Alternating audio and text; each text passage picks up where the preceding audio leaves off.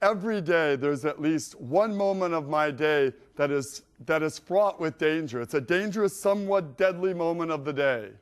It actually happens very early in the day. It's when the alarm clock goes off. Good, bad, or indifferently, my alarm clock, probably like most of yours, has a snooze button.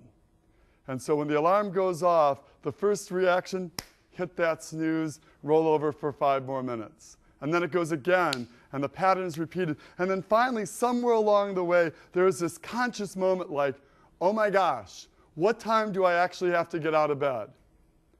And then, the next time the alarm goes off, I get up and do what I need to do. But there's this conscious moment. It's like dangerous because my temptation is to want to keep hitting that snooze for as long as I possibly could. Until that moment, that conscious awareness that, you know what? I really need to get up and get going for my day. And I bet your experience is probably pretty much like mine. We love that snooze feature, but there's a danger to it. There's a danger of missing all sorts of things. There's a danger of oversleeping. It's not a good thing. Not just in our alarm clock, but in our spiritual life. The scripture today is like a sounding alarm clock, calling us, challenging us, stirring us to wake up, to be ready, to be alert, to be prepared. We've heard it 1,000 times. And what do?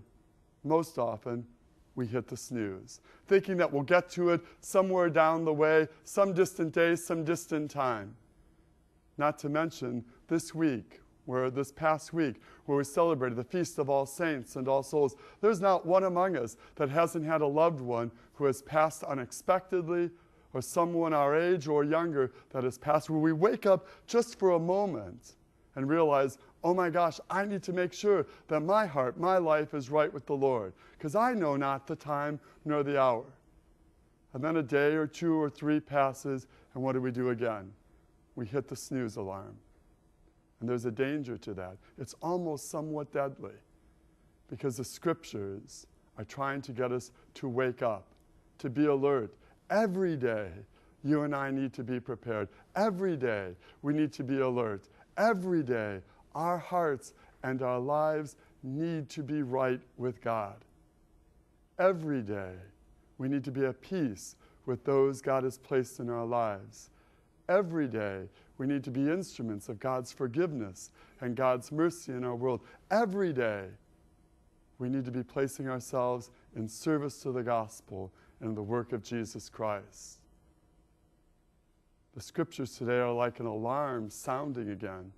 But if your experience is like mine, and probably so, we really enjoy hitting that snooze alarm, thinking that we've got 5 more minutes or 5 more weeks or 5 more years or God knows how long. And that's the point. God knows how long. And that's why today is the day we need to wake up. And there needs to be that conscious moment in our minds and especially in our hearts. Today, I need to do whatever it takes to be prepared to walk faithfully with the Lord.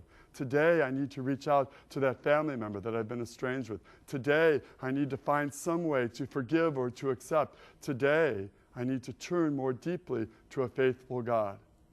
Why? Because the truth be told, you and I know not the time nor the hour. And the gospel today is like that alarm clock. And the danger is that we'll hit the snooze and think that we can get to it some distant day. But today is the day for us to have that conscious moment so that we can walk faithfully with the Lord, to have that conscious moment where we wake up and do what it takes to make our hearts and our lives right with God. And in a wonderful way, God willing, your alarm and my alarm will go off tomorrow. And every day it goes off, that snooze button, let it be a reminder that in our spiritual life, snoozing is not a good thing, because we're called to be alert, to stay awake, and to walk faithfully with our God.